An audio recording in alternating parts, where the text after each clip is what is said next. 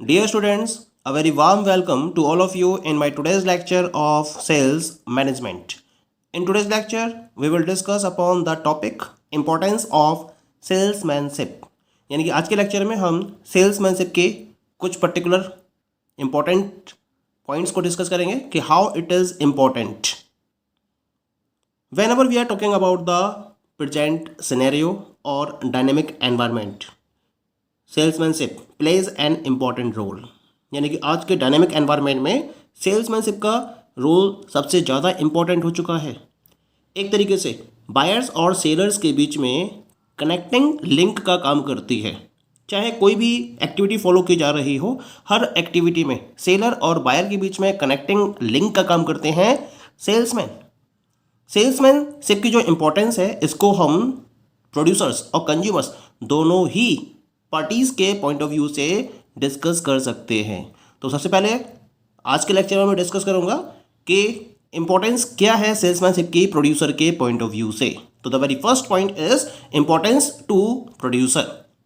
A good sales force enables the manufacturer to push their products in a competitive market. Salesmanship helps the producers to increase production and thereby earn more profit. यानी कि ये salesmanship ही होती है. ये किसी भी particular producer के point of view से उसकी सेल्स फोर्स ही होती है जो उसके प्रोडक्ट को मार्केट में पुश करती है. और ऐसे मार्केट में जहाँ बहुत ज़्यादा कंपटीशन है, उस पर्टिकुलर मार्केट में प्रोडक्ट को पुश करने का काम करते हैं कौन? Sales force. इसके साथ साथ जो सेल्समैनशिप होती है ये एक प्रोड्यूसर के लिए उसके प्रोडक्शन को इंक्रीज करने का एक मीडियम है और इसके साथ साथ ज़्यादा से ज़्यादा प्रॉफिट अर्न करने का भी एक तरीका होता है. This is one of the way to increase more and more profit to the producer. कुछ पर्टिकुलर पॉइंट्स को हम डिस्कस करेंगे जो क्लैरिफाई करेंगे कि प्रोड्यूसर के पॉइंट ऑफ व्यू से सेल्समैनशिप की क्या इंपॉर्टेंस है. The very first one is the basis of production. Much of the goods sold by salesmanship would never be sold at all through other means. And this continuous sale become the basis of further production. यानी कि जब हम बात करते हैं market में products के selling की, तो जो मैक्सिमम क्वांटिटी है प्रोडक्ट की वो सेल्समैनशिप के बेसिस पर ही सेल की जा सकती है. आप भले ही बाकी मीन्स को कितना ही यूज़ कर लें, लेकिन जो प्रोडक्ट की सेल सेल्समैन्स के द्वारा फॉलो की जा सकती है वो और कोई मीन फॉलो नहीं कर सकता है. और जब ज़्यादा से ज़्यादा सेल होती है तो फर्दर प्रोडक्शन के लिए ये एक बेस बन जाता है, क्योंकि प्रोडक्शन तब तक कैरी आउट नहीं किया जाता जब तक कि आप पुराना माल या पुराने गुड्स को या पुराने स्टॉक को सेल ना कर दें. तो जब लगातार आपका स्टॉक सेल होता रहेगा तो ऑटोमेटिकली आप ज़्यादा से ज़्यादा प्रोडक्शन में इन्वॉल्व होगे. तो एक तरीके से प्रोडक्शन के लिए सेल्समैनशिप एक बेस का काम करती है. The second one is the creates markets. Salesmanship has made large scale production feasible by creating, cultivating and expanding the market for existing goods as well as for future goods in the process of making. This has also help the producer to reduce his cost of production and made the goods available to the consumers at a lower price. यानी कि ये केवल salesmanship की वजह से possible हो पाया है कि कंपनीज लार्ज स्केल प्रोडक्शन को फॉलो कर सकती है, क्योंकि सेल्समैनशिप क्या करती है, ये एग्जिस्टिंग गुड्स के साथ साथ फ्यूचर गुड्स जो कि मेकिंग की प्रोसेस में रहते हैं उनके पॉइंट ऑफ व्यू से मार्केट को क्रिएट करती है, कल्टीवेट करती है और उसको एक्सपेंड करती है. इसके साथ साथ प्रोड्यूसर के पॉइंट ऑफ व्यू से उनकी कॉस्ट ऑफ प्रोडक्शन को भी रिड्यूस करने का काम करती है, क्योंकि जब नए नए मार्केट्स अवेलेबल होंगे, जितना ज़्यादा एक्सपेंशन होगा मार्केट का उतना ही ज़्यादा सेल्स भी बढ़ेगी. जब सेल्स ज़्यादा होगी तो ऑटोमेटिकली प्रोडक्शन भी ज़्यादा करना होगा, और जब लार्ज स्केल प्रोडक्शन को फॉलो किया जाएगा तो ऑटोमेटिकली जो प्रोडक्शन की कॉस्ट है वो रिड्यूस हो जाएगी. और कॉस्ट ऑफ प्रोडक्शन रिड्यूस होने के साथ साथ जो प्रोड्यूसर है वो कंज्यूमर्स को लोअर प्राइस पर गुड्स को अवेलेबल कराने की पोजीशन में आ सकेगा. लेकिन ये सब पॉसिबल कब होता है? सेल्समैनशिप के बेसिस पर. ये इंपॉर्टेंस है सेल्समैनशिप की. Third one is generates income. Salesmanship generates income by making more and more sales to the producers and thus generates revenue in business. क्या इंपॉर्टेंट पॉइंट रहता है सेल्समैनशिप का? कि ये लगातार इनकम को जनरेट करता रहता है। और इनकम जनरेट कब होगी? जब ज़्यादा से ज़्यादा सेल होगी। तो प्रोड्यूसर के पॉइंट ऑफ व्यू से ज़्यादा सेल को फॉलो किया जाता है और उस ज़्यादा से ज़्यादा सेल के बेसिस पर ज़्यादा से ज़्यादा इनकम को जनरेट किया जाता है। और जब इनकम ज़्यादा होगी तो ऑटोमेटिकली बिजनेस का रेवेन्यू भी ज़्यादा होगा। Next importance is creates demand. Salesmanship is an effective means of creating demand. It is the salesman who creates, extends and maintains the demand pattern for the product.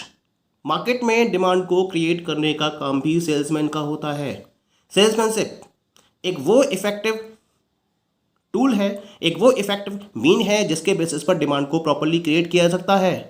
ये केवल salesman होता है जो किसी भी पर्टिकुलर प्रोडक्ट के demand pattern को properly create करता है, उसको एक्सटेंड करता है और उसको मेंटेन करता है। ये उसी के एफर्ट्स होते हैं। लगातार वो कस्टमर्स के कांटेक्ट में रहता है। सबसे पहले तो उन कस्टमर्स में वो प्रोस्पेक्ट्स कस्टमर्स को सिलेक्ट करता है और प्रोस्पेक्टिव्स को फिर वो कंफर्म कस्टमर्स में कन्वर्ट करता है। तो डिमांड को क्रिएट करना, this is the main work of the salesman in the market. Next one is the promotes innovation. Salesmanship helps in sale of new products. It gives information about new products, new designs and new uses of the product. अगर मैं salesmanship की बात करता हूँ तो नए product को cell करने में सबसे ज़्यादा इंपॉर्टेंट रोल होता है सेल्समैनशिप का, क्योंकि ये सेल्समैन होते हैं जो नए प्रोडक्ट के बारे में प्रॉपर इन्फॉर्मेशन कस्टमर्स तक अवेलेबल करा पाते हैं, क्योंकि वे डायरेक्ट कस्टमर्स के कॉन्टैक्ट में होते हैं। इसके साथ साथ नए प्रोडक्ट के अंदर क्या क्या फीचर्स हैं, क्या क्या डिजाइंस अवेलेबल है, क्या क्या वैराइटीज अवेलेबल है, ये सारी इन्फॉर्मेशन कस्टमर्स को सेल्समैन के द्वारा अवेलेबल कराई जाती हैं। प्रोडक्ट को किस तरीके से यूज़ किया सकता है, उसके क्या क्या नए यूजेस हैं, ये सारी इन्फॉर्मेशन सेल्समैन के द्वारा कस्टमर्स को डायरेक्टली अवेलेबल कराती हैं।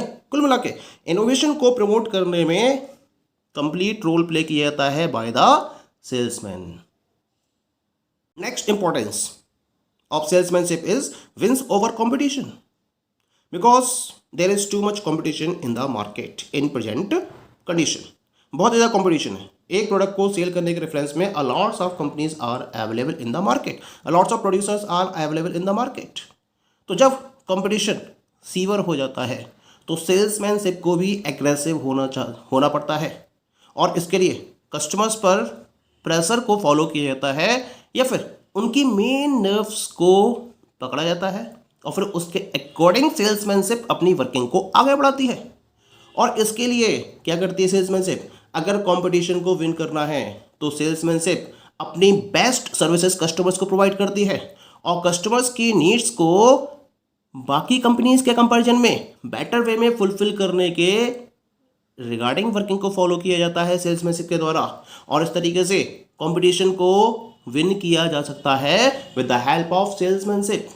तो अगर आप सेल्समैनशिप के बेसिस पर कस्टमर्स को बेटर सर्विसेज प्रोवाइड कर सकते हो और उनकी नीड को बेटर वे में फुलफिल कर सकते हो तो उसके बेसिस पर कंपटीशन को भी प्रॉपर विन कर सकते हो।